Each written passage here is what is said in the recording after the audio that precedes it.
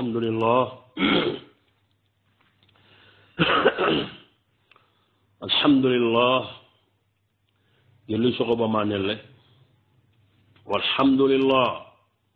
يلي الدار ما لنك والحمد لله يلي برنتاغ ما كله الحمد لله يلي كله ما خبره والحمد لله يلي خبره ما بيسوق له إلورانغا أرنود مسلم لمن لورانيا نيمان كانغا وأشهد أن لا إله إلا الله وأشهد أن محمدا عبد الله ورسوله صلى الله عليه وعلى آله وأصحابه أجمعين والتابعين ومن تبعهم بالإحسان إلى يوم الدين وبعد السلام عليكم ورحمة الله وبركاته ورتلنغنا نانچو كوني ناسو خندا ناسو ماما ناسو جورا لنكيون عربانيا النبي نقيقو غنين نغطو هجريانغا وجوني كمونا غتي تنغتو سينو سيكي agi musinin kasu tammundin do banandin bita tammundi ne famuru tammu 2021 oga tawo tampille ke si wajabi nenga astaghfirullah nan jiga lu khani tammu ay oga tawo ke si onu tammi jabi nenga makola dam mo na Allah nyaga subhanahu wa ta'ala ana hurun nema watunto ani sahandi kasuranko ani bagandi tirano ana gunnelli ne warja senne jahiya ni dina nun tanga ni jikku nun tanga ni naburun tanga ni yakkundi le mun tanga na kanum murondi na fitna nun kari kombondi debundi jamanundi na winum futu saha kama wase kama ne waye kama kallega nari arnana wondi sere sugo dadu waw mundu o duwanda hajugu men cu lew be suwandu to Allah wanto nan kota nyimme o bi legarno question nu jabi ndenga daru fatawa ke kama mbegati awa ikunde benga tammiso ngana daga so ampo mbonondi ina immu nakatiya de ngene ga daga na so ampo ke khima ngada jabi ngato ku bangere tammise gana sere so ampo bonondi tammise ke anna raga na anda gana denge kusanta gonya kandi angana daga tammise ngoto khalisem pakke anna kiniya anda famude jaga ngima fahamu jaga kenni tammise ngani kaccen kutuwa khannanu ngana daga tere so gambo bononni ale cimma fofana nati cimma demba kundangenya ni agiri faransa ma amhal dalla gari afay debeke awa cittike anda be sasi ngari ngawuri ati jagan amma faamude haro kara ka kundwan haro kara so gambo nanu gana sere so gambo bononni ida sunju kambu ida ille kambu ina suruna gatiya dengena gada gana qima ko kettilinda na gada komo go be jo awan tinto agumanya ngekilun do do tamisang barake ata as-su'alu al-awwalu kesu hana be ga yati de be al-imami be ga sallini tiyana qunutu nyagaranga subhan challen no gonde kana subhan challi ana kambillandi ko aga majhabi ke mo gobe hana qunutu nyagaranga sere ikapalle manti maga daga salli misidan anta sahana in challe ke almami halle bawo bidi anyami na kunutun qara sallen don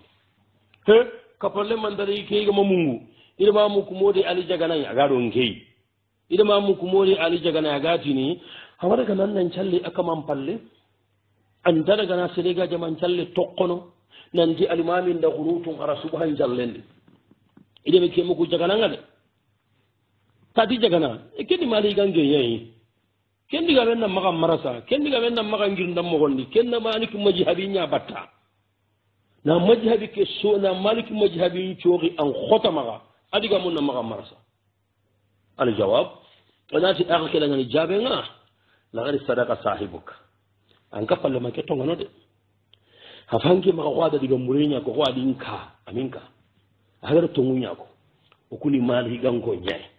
na majhabi ke sori akhote nyano ma woni mali ganko nyai o kontani ntenga to mali ganka runkai o wosini taiga ko be gano gan mali gankoy rakhara mo maliki majhabi nya kitabun qara ora kenya nyo fa banu maga ado kisimanu ado haram mo no angada majhabi be gara anna fonnatu keñaadi de angada majihabi ɓe hara annan cagu ke majihabi ay de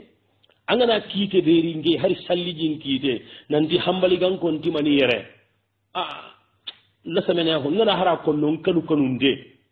qabillah nganadi maligan kontimani yere lakin parce que nde keñañim babanu maxa nda yaxari maxa an ka palle ma kema diga mure ko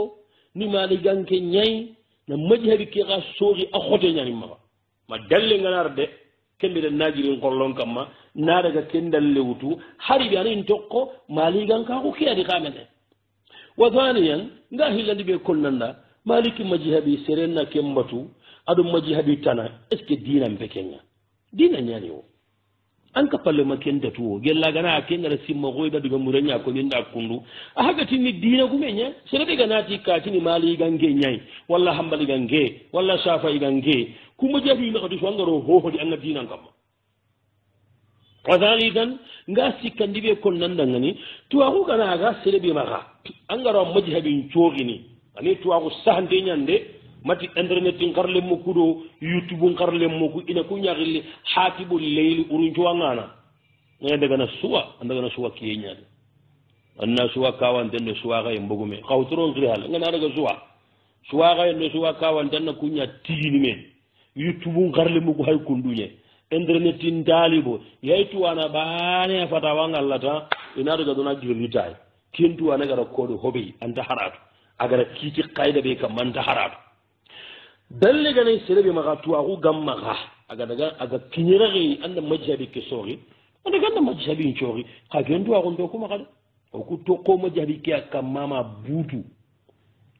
majabi ngum aganta tuwanaga naati maliki majihabi yeren kunnera keeko kuxaati kunnuxa kuxalle ke a saxandenni ana kamanni alimu rabbani ami tuwaxungutu internetia har ken kota batara fatawayogo magiri ngollon kamma maliganko majihabi nandoraga karabane ke xo toujours oni maliganko ñe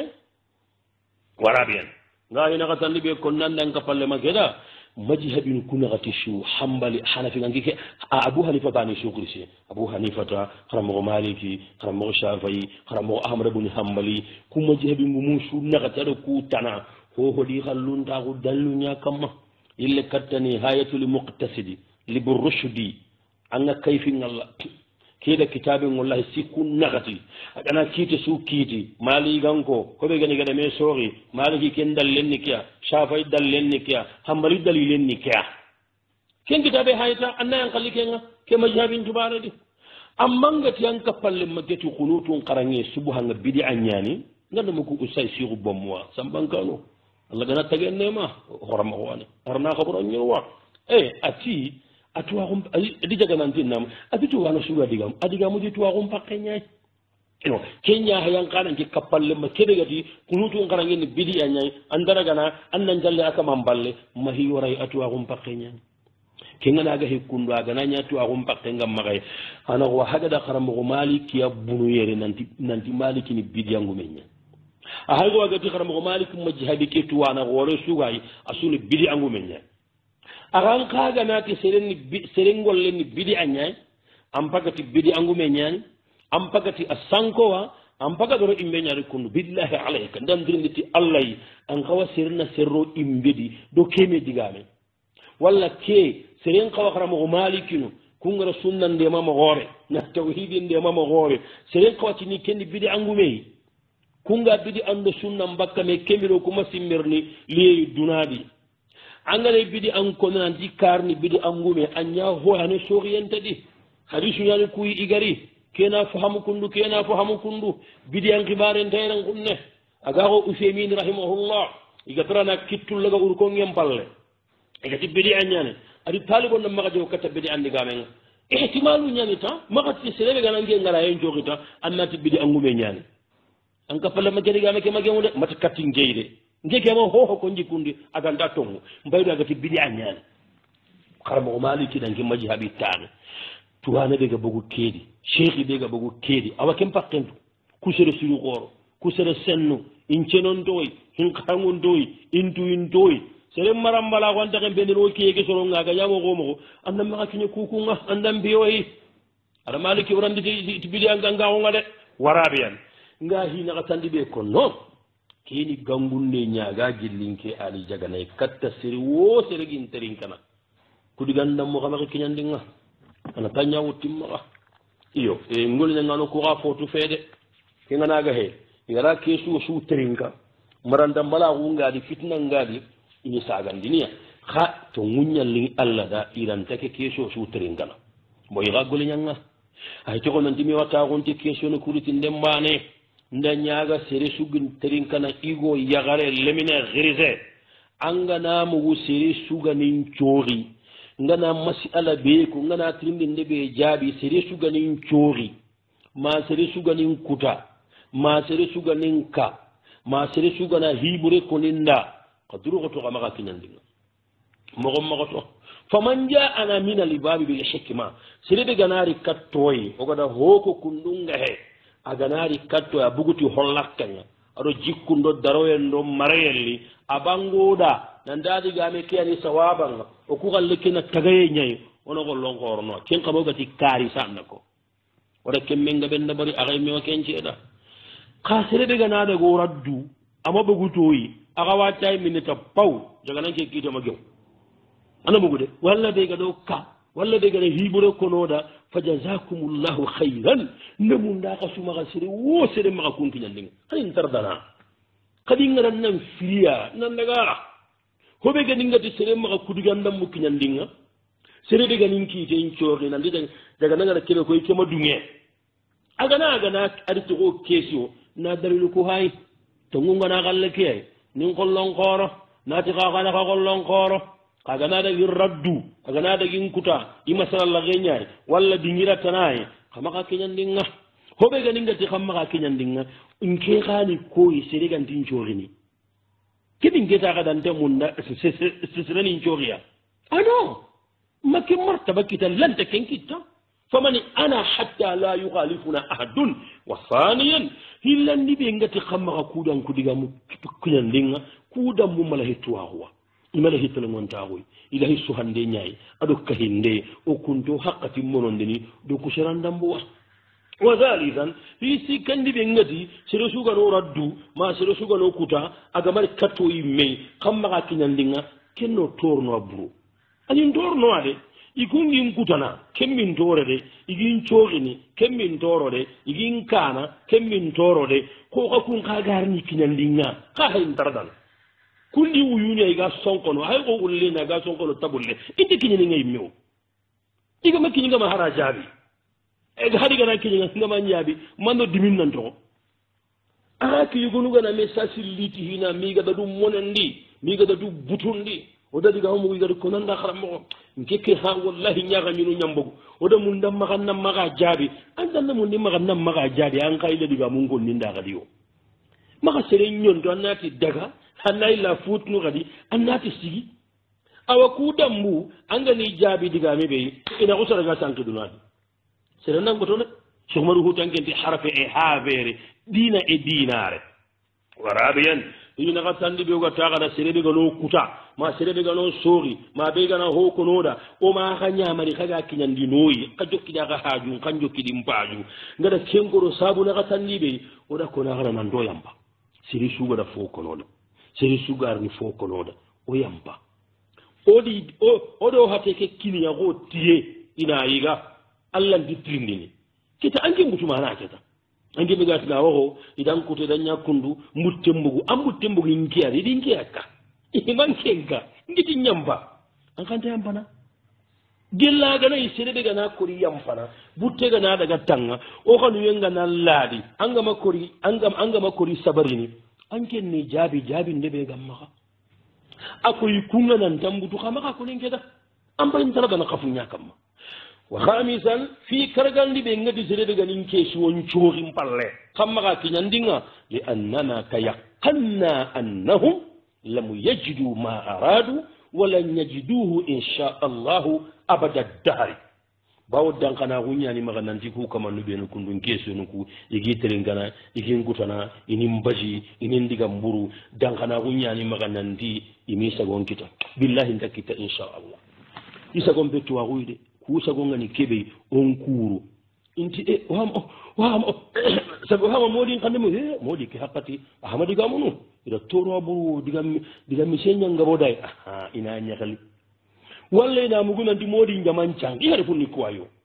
walla mina mugunandi jaga nanda ga debe yegoyi debugu menten daroro yi debe ndada sagandi inda kemmuko Allah barkendo Allah hormandi wasadisan donc kita imi sagon kita aga gundiman wasadisan sabu tumundi be ngati sere maga kudiga muko yandi nga frère o kuna munda ombugo katta sorongo oguji muko senno ke kamambe kundanga dako anga nake to onko sasa nandati ngeni mali gange nyai abo kundaro kundu ambaga do hori ngiji mendi kattay pourquoi kadi ngaran nan free o organiser la mi nyai ngaage nyananga wasabiya sabu nyirundi be ngante mun na serena digani kinyandinga nda simma horo may si kedo darsunu kutere ngande nyai aga darsunu tere ngande mbaya kafata wonu tere ngande mbaya kafata wonu kunna kasiya ndiga mo wa changer ya anda kanetindi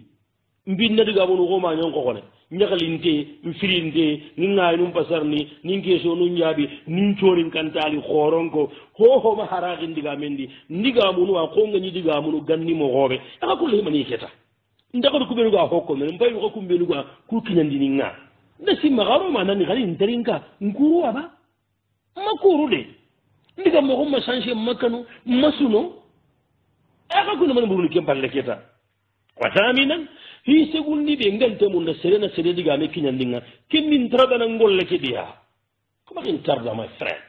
watasian hi kabundi be ngante mun da serena sere diga me kinyandinga be ganin ki ten chori ngante mun nan na kinyandinga ku serandambu angana kuru anga me jabi ampai karni kembire ani mena fa ikumbutu imame nan danke si wamma gemu andiga mum magemu ibutu idigamu imame iperdi hakkati nogondi idigamu pourquoi kudu annan jabindi anke maga jabindi ango shinya go farega to faringalle di billahi alayka amme yagundi ambay karni yagunga ambay karni nimisenga ado mone agana dalla mo go mo kurnuwa inkije kejin kanne ngai sikkiya ira darno kejin kendi bato gandano kamakin tarda wa ashiran hi tamundi be ngante mun na sere diga me kinyandinga herende ku hindambu da'wan honti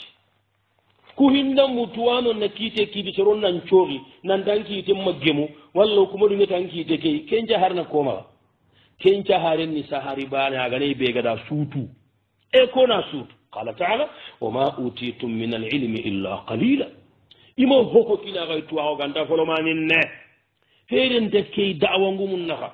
da'wa gume mino jarabiya mino fitna ko munyiniya ko kirindano angana bunte me no gallem bay Allah samene ko ngoda munyebe da bari bunal qayyim rahmatullah haro kiyeke soro wacca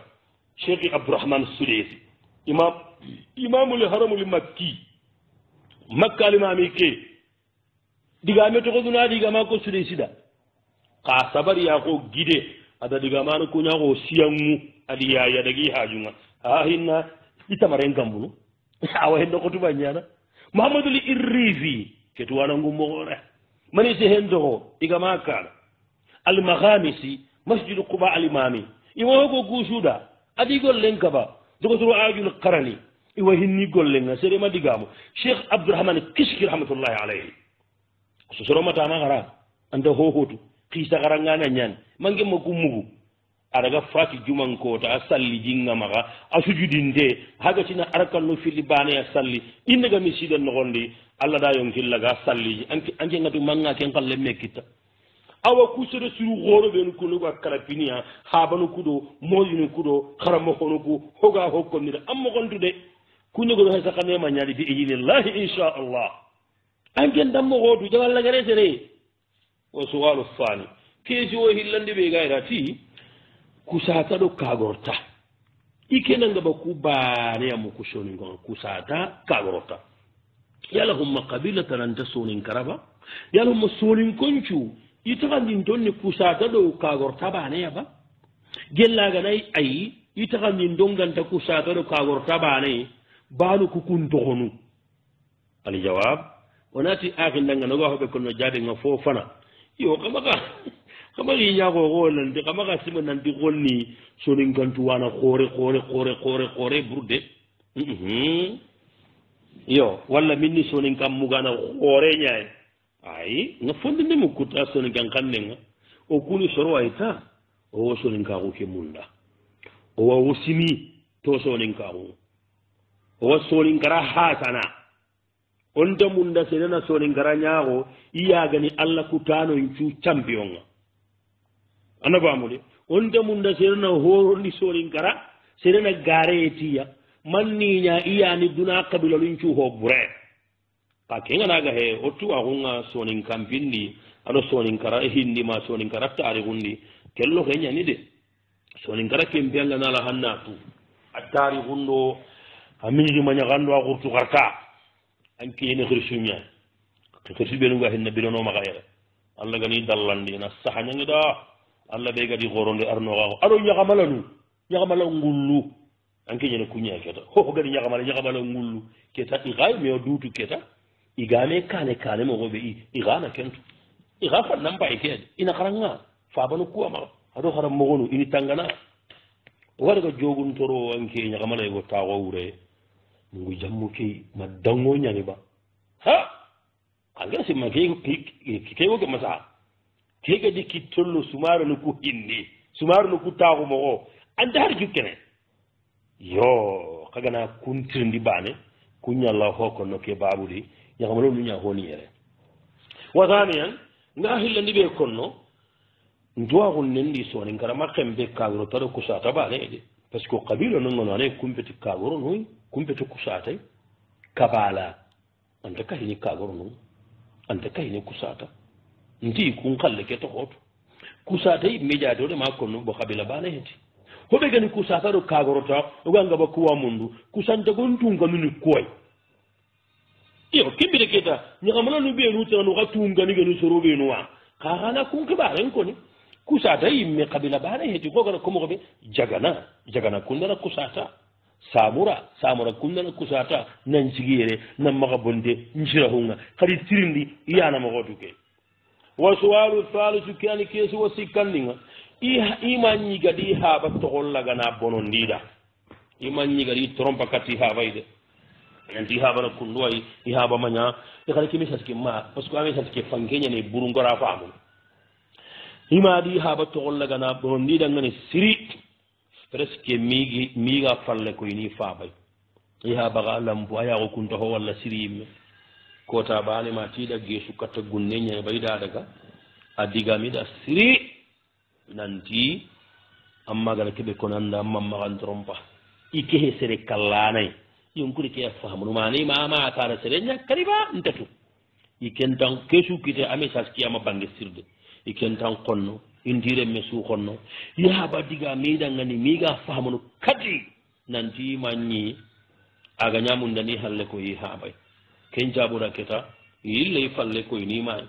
idi haba masalanga yini haba magano agana pare wankini ana tini de majinga ina jimba gandada agana pare fofo dambe ina da bari imaka tinti ma ken ngada hinni habay buru idi ma ken ndagando ko assalamu alaikum wa rahmatullahi wa jama'a kirajum ma junubu nyani yakendi ba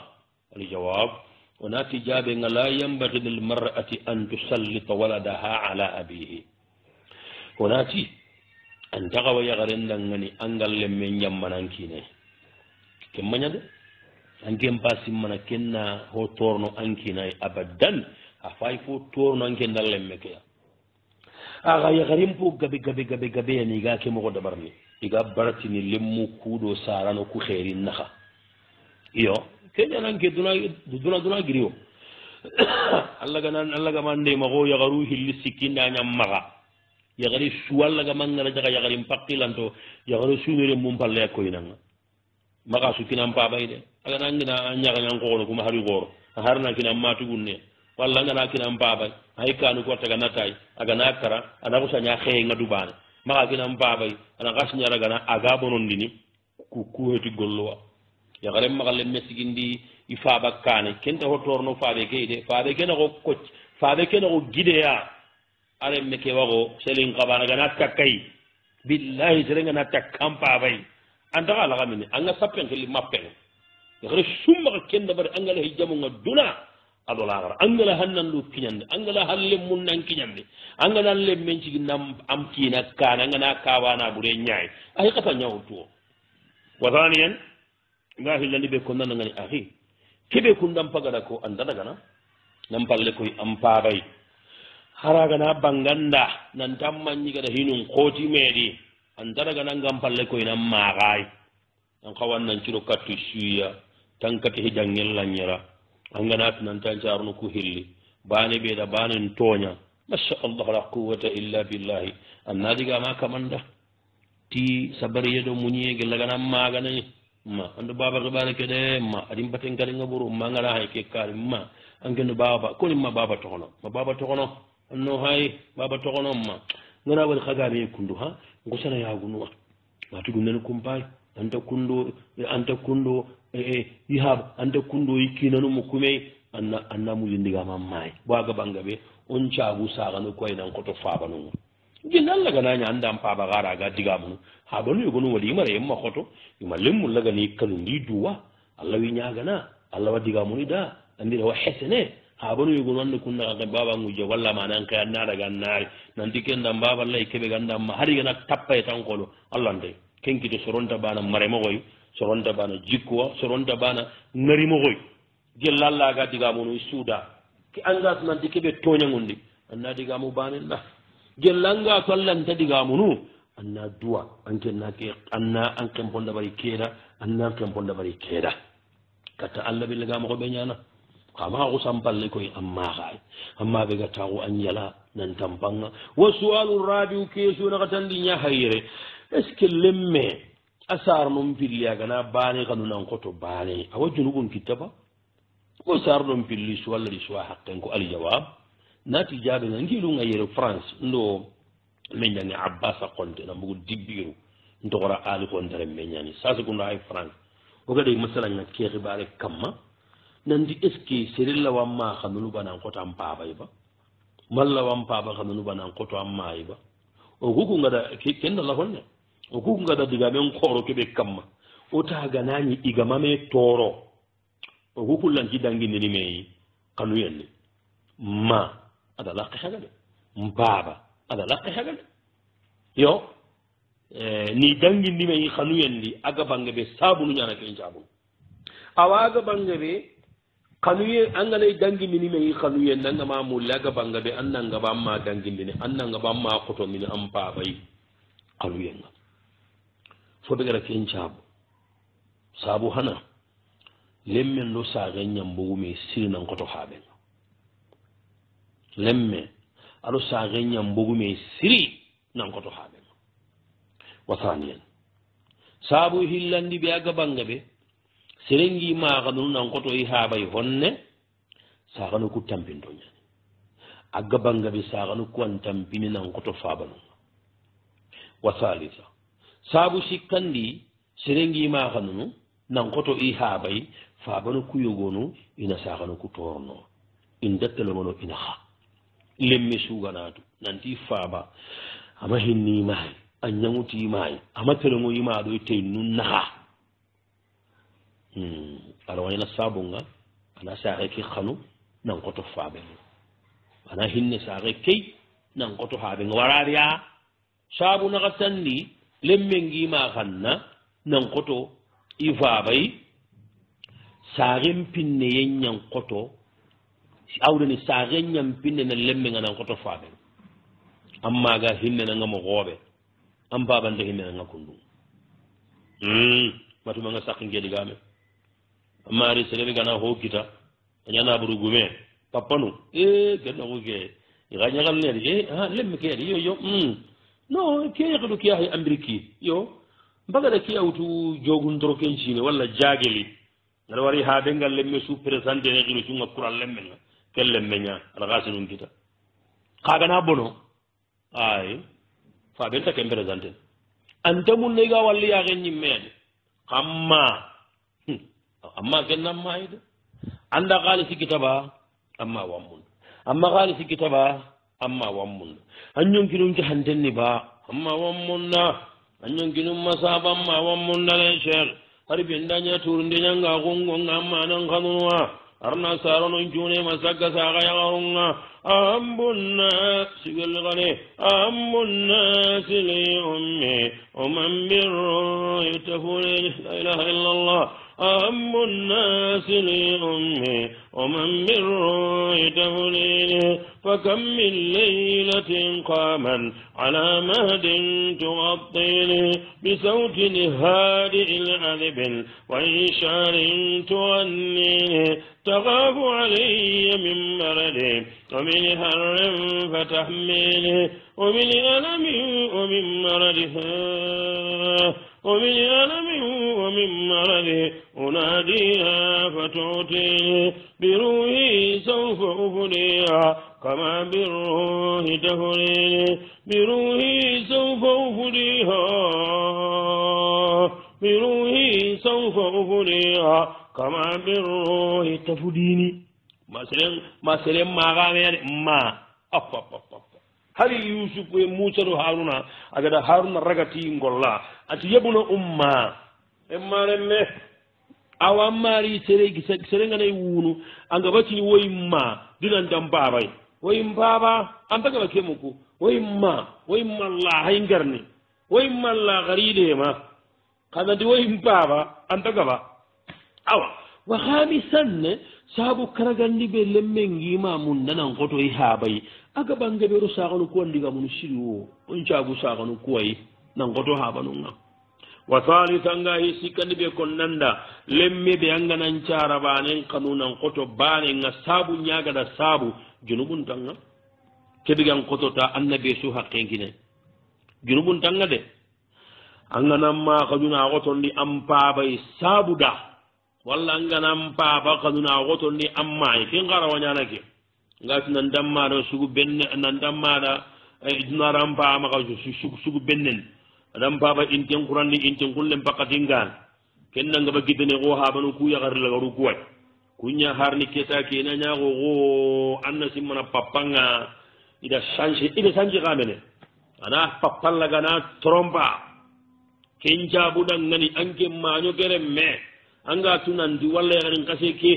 ya ko ya gare su anga sanga tanki ne ta anga dan kina bitta alle men ngara kendu nan damma kawi habai agara wi haba ga non ngotanga junubun tanga yere anga na bane ga minan goto bane lo jurunda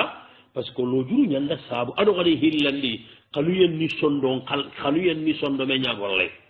yo allah dañiro min kunna o sondo mun lan dañiro no aga o se o sondo men kibaren te kittedi aga o sere yagaru hilli gana nyam maga sasa nan tanni suñero ndi xalu yandi an sondo men ni an khara gandai allah meti ndora gandati kinga qala ta'ala walan tastati'u an ta'dilu bayna an-nisa'i walau harasitum